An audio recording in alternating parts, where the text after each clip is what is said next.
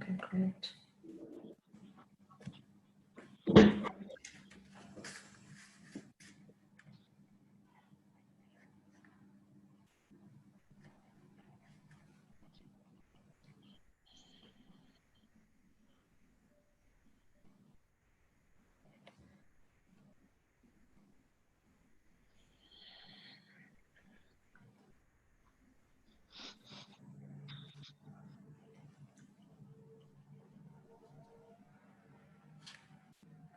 Okay, great. I think we're live and we will start in 2 minutes. Okay.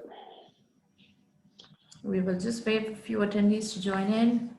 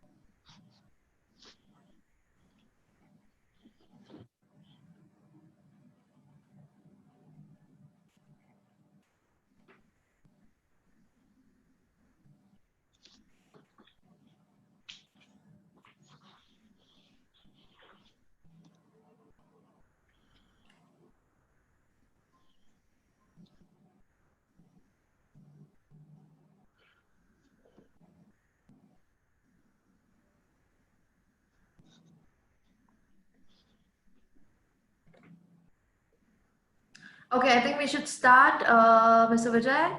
Okay. All right, great. Hello, everybody. Good afternoon. Welcome back to Remote Workforce Summit. Today is day 2. My name is Varsha and I'm from Khaleej Times. I hope everybody is having a good time interacting with each other and attending all the sessions. Well, moving on to our new session for today, that is ensuring a safe society, business as usual. And our speaker for today is Mr. Vijay Jaswal. Giving a brief introduction again about Mr. Vijay. He's a Chief Technology Officer for Middle East and Turkey for Software AG UAE. And Mr. Jaswal's main objective is to help organizations across industry derive value from their existing IT investment to achieve competitive advantage by streamlining and linking their people, processes, and systems.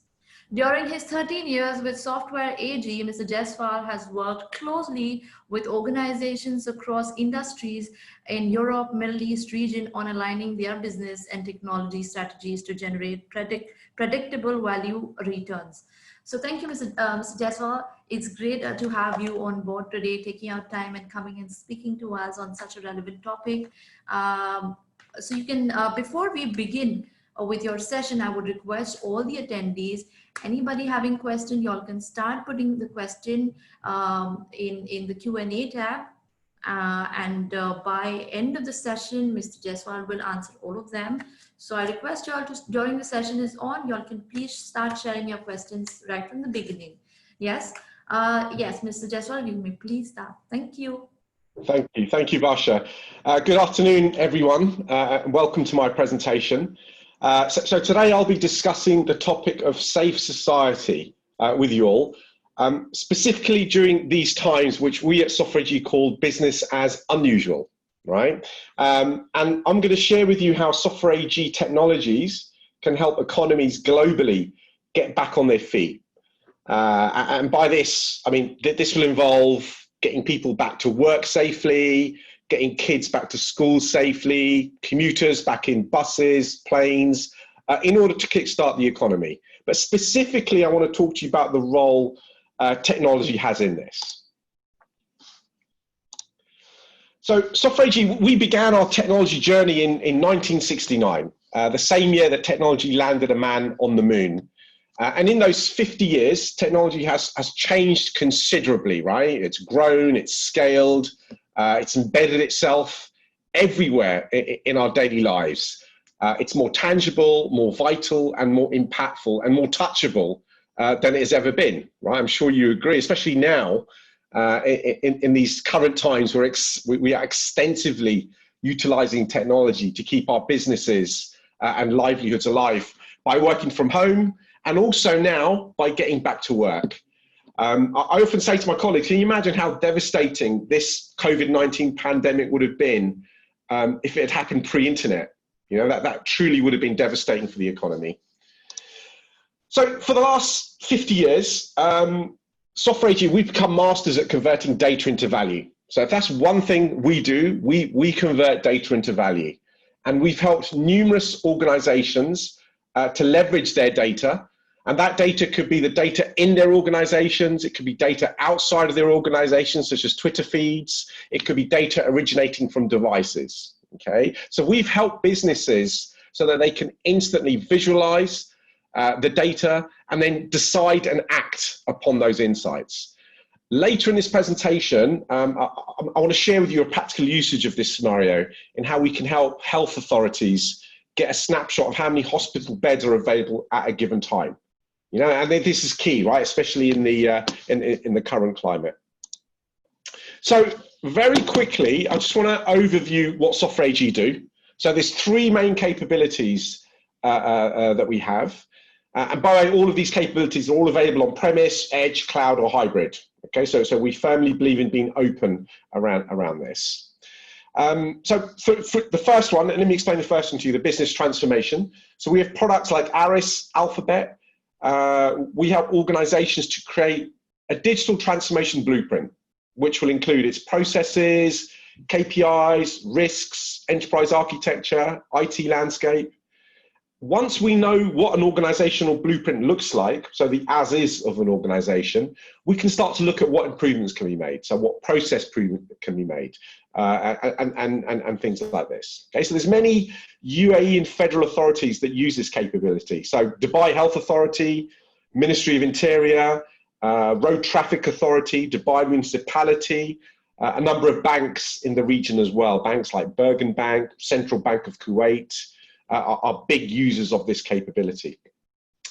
Let me jump to IoT and analytics. So via our IoT and analytics capability supported by a product called Cumulosity, we can connect and manage any device and in turn perform analytics on the data originating from that device. These could be wearable devices, it could be a smart street light, for instance.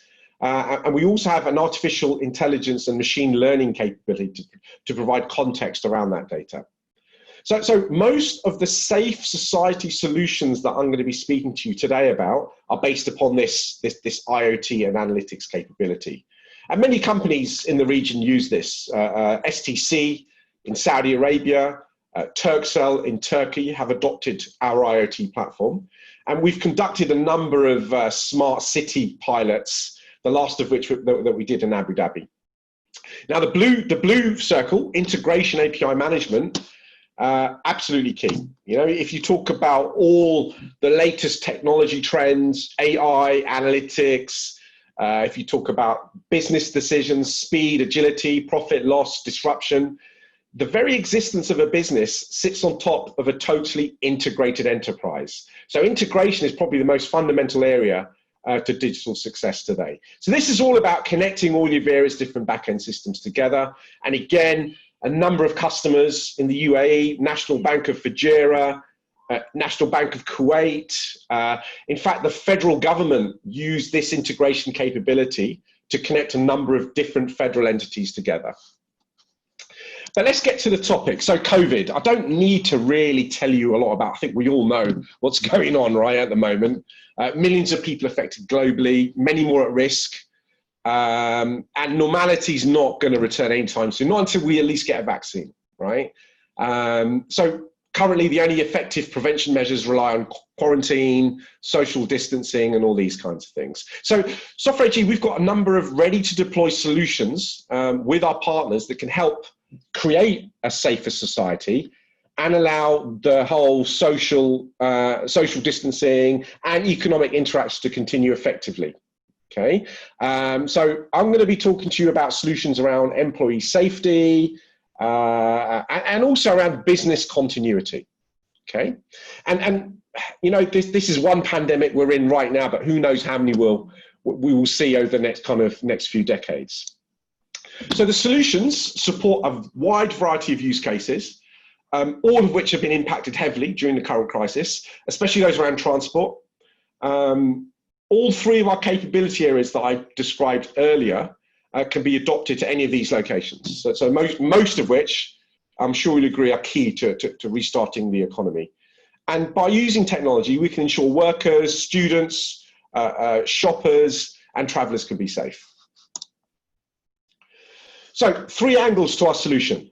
Okay, so the safe society solution. One is around safe interactions. So ensuring, for instance, everyone is wearing a mask and is sufficiently socially distanced from each other in places like malls, offices, factories, etc. Healthcare solutions, ascertaining the number of free beds available at different hospitals within Dubai or Abu Dhabi, for instance, as an example.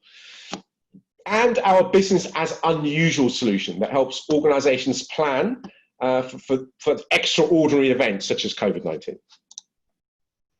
So let's look at the safe interactions first of all. So there's a number of ways, such as Thermometer CCTV can assist in ensuring everyone is safely navigating these current times that we live in. So imagine if we could connect automatic temperature devices across Dubai to provide a Dubai-wide view of where temperature spikes are occurring. I'm talking about having thermal cameras at entrances to malls, schools, restaurants, etc. Right? Because airports as well, of course, metro stations, many malls and restaurants, you know, they still have restrictions, and cinemas to the number of people that are allowed within a premise in order to ensure the correct social distance. And by leveraging CCTV, our solutions can detect and count people, for instance, flowing in through gates or locations. We can do face mask detection, and the system can then also trigger an action, such as disabling a badge to restrict access to an office building. So if a thermal camera detects a high temperature, we can automatically behind the scenes disable the badge and send an alert for somebody to speak with that person. Or it could just simply be an alert that triggers when people get too close to each other.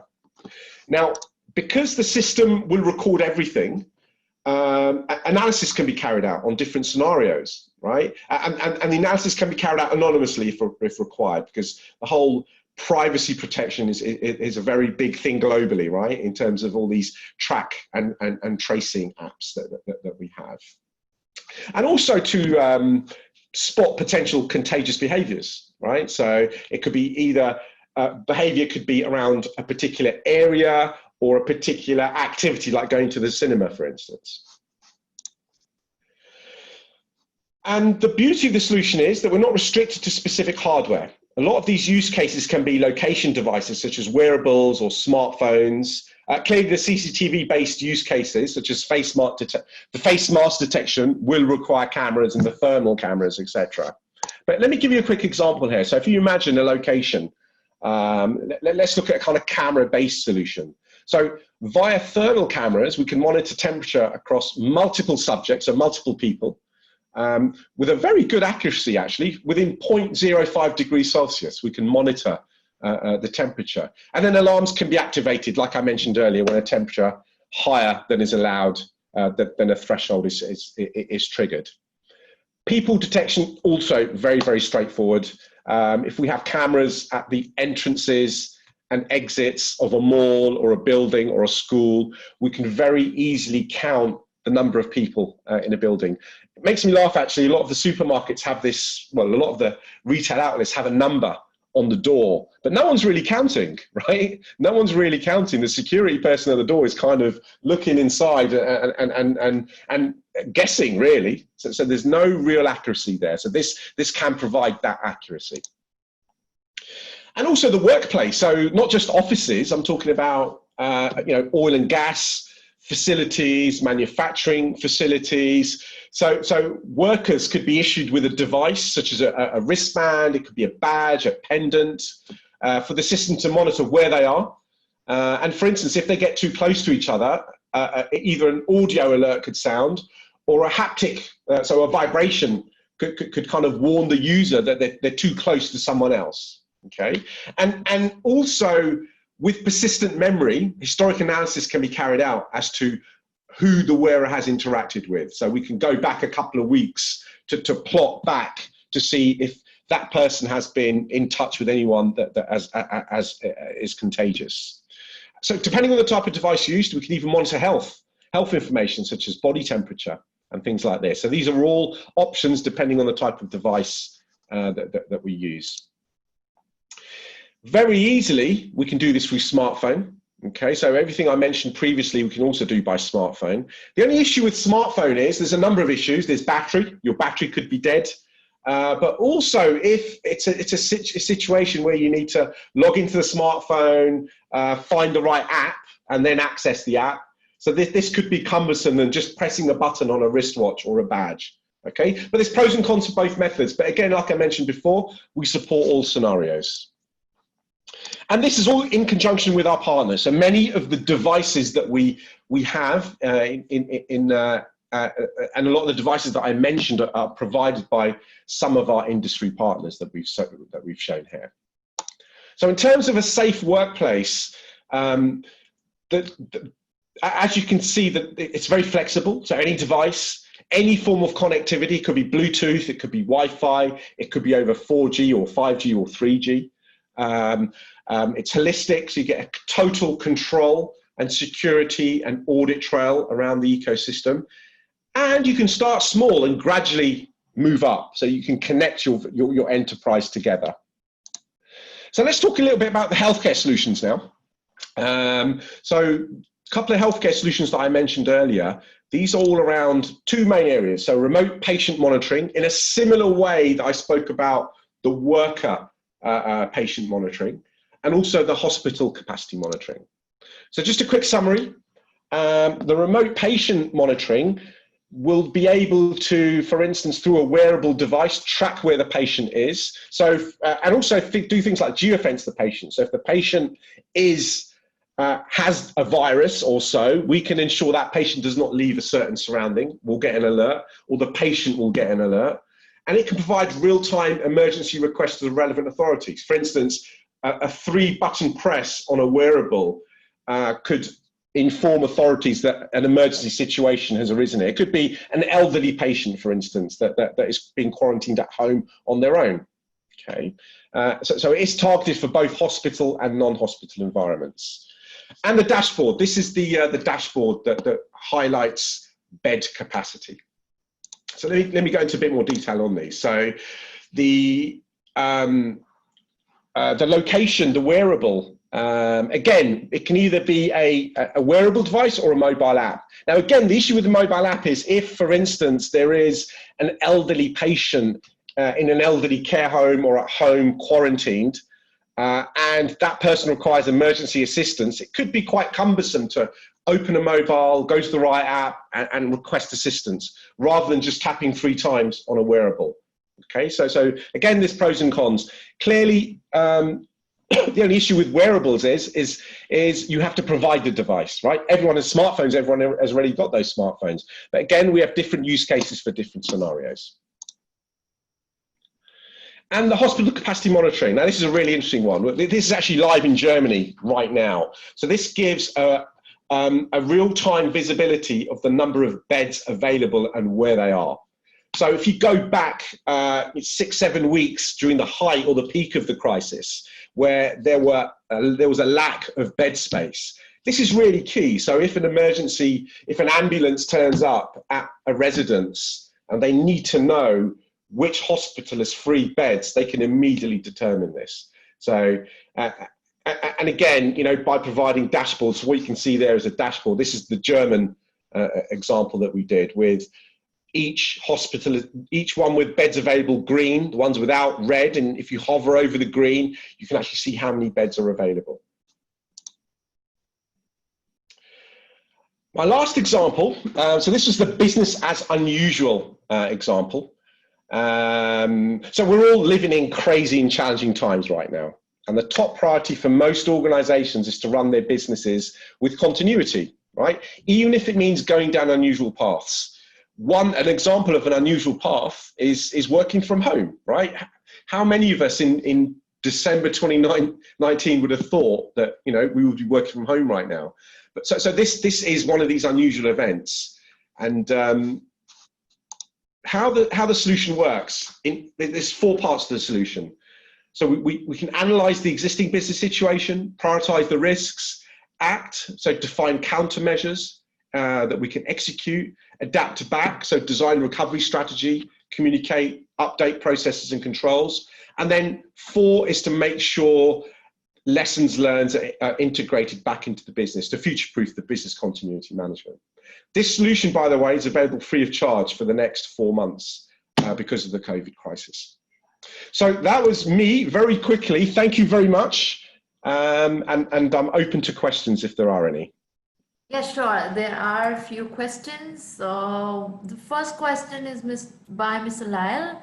We do not know what's going to happen in the next few months or years, but do you see these technologies as a long-term solution to the current situation? How does it affect the traditional physical connection of the colleagues in an office? So that was Mr. Lyle. Sure.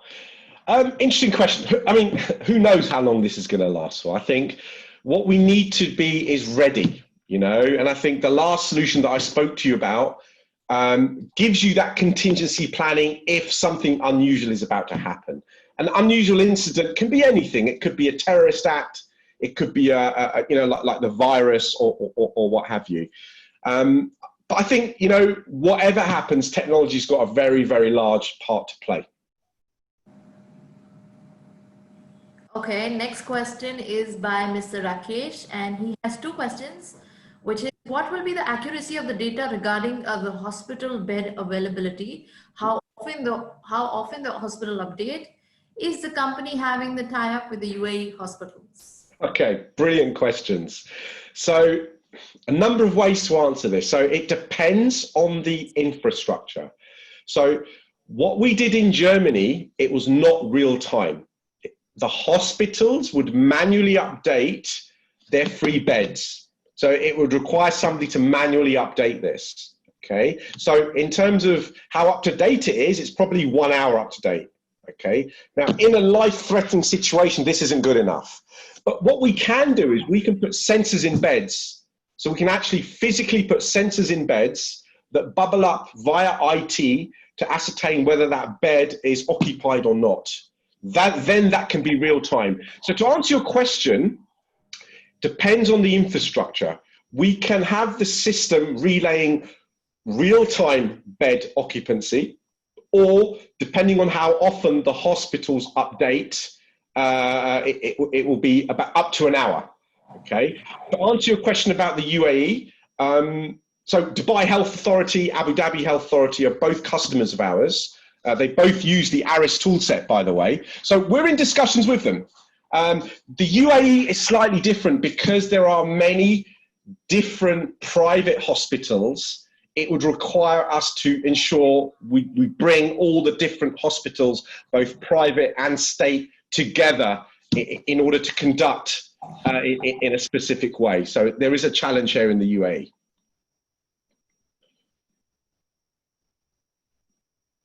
Right, I don't think we have any more questions, but however, I would request all the attendees, if you all have questions, you all can always go back and put your questions in the Q&A tab, and Mr. Jaiswal will go back and answer all of your questions, even if the session is over. So thank you so much. So Thank you. it's an honor having you coming and speaking in a situation like this about business as usual. It was a pleasure speaking to you. I request all the attendees to please we have our next session started already. It's a panel discussion. The topic for our next session would be, does artificial intelligence have a role to play in your future work strategy? So I would request all the attendees to please click on the next session, and I look forward to see you all there. Thank you, sir. I hope he's doing well. Take care. Have a great day. Bye-bye. You too. Bye. Bye.